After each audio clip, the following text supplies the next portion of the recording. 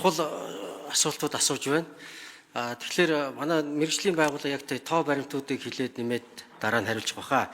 Ерөн зүгээр гол нь бид одоо өнөөдрийн хэрэгцээ, ангаах ухааны энэ хурдцтай хөгжил энэ болгон цусны бүтээгдэхүүнээс гарч байгаа бүтээгдэхүүнүүдийн хэрэглээ улам нэмэгдүүлээд байгаа юм. Тухайлх юм бол одоо бид цусны донор гэхээр зөвхөн одоо улаан ис, улаан өнгөтэй юуг нь битгий бодоорой. Энэ дотор чинь бол CV-н дотор нь олон хүчин зүйлүүд хүний одоо амь насыг авардаг ганцхан одоо жишээлбэл фактор цусны бүлгэлтийг хариуцдаг фактор гэхэд л тэрийг хийж өгөхөд л бид одоо цус нь гоожоо бүлгэмдгүй байсан хүний асуудлыг шийдчих жишээний ийм мундаг технологи төгжсөн. За үүний хөгжлийн бас нэг чухал зүйл нь яагаад нэгдсэн тогтолцоо гэж яриад байгаа гэхлээр энэ өөрөө нэг халдвар хамгааллын дэглэм маш чухал сахих ёстой. Өнгөрсөн хугацаанд бид гашуун туршлага байгаа.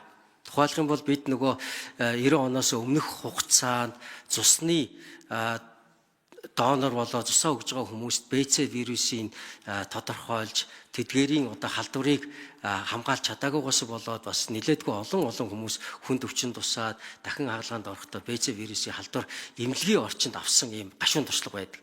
Тэр утгаараа ер нь бол одоо цусны төв маань бол мундаг ажилдаг болсон. Энэ бол олон улсын байгууллагын дэмжлэгтэйгээр орон нутагт хүртэл одоо цусаа цуглуулах энэ тогтолцоо нь өөрөө аюулгүй болж чадсан ийм том бүтцтэй болсон. За орон нутгийн удирдлагуудын оролцоог энэ цусны донор бэлтгэх үйл ажиллагаанд дэмжлэг үзүүлэх зорилгоо бид бас хуулинд бас оруулж өгöd байгаа зүйл бол энэ одоо засгийн газартаа гэрээ хийхдээ орон нутгийн удирдлага донорт одоо хичнээн хүмүүсийг цус сэлбүүлэхэд одоо цус өгүүлэхэд одоо оролцож чадж байгаа гэдэг ийм үзүүлэлтийг бас оруулдаг болохоор зорж байгаа нь орон нутгийн оролцоог дэмжих гэж байгаа том зорилго юм аа.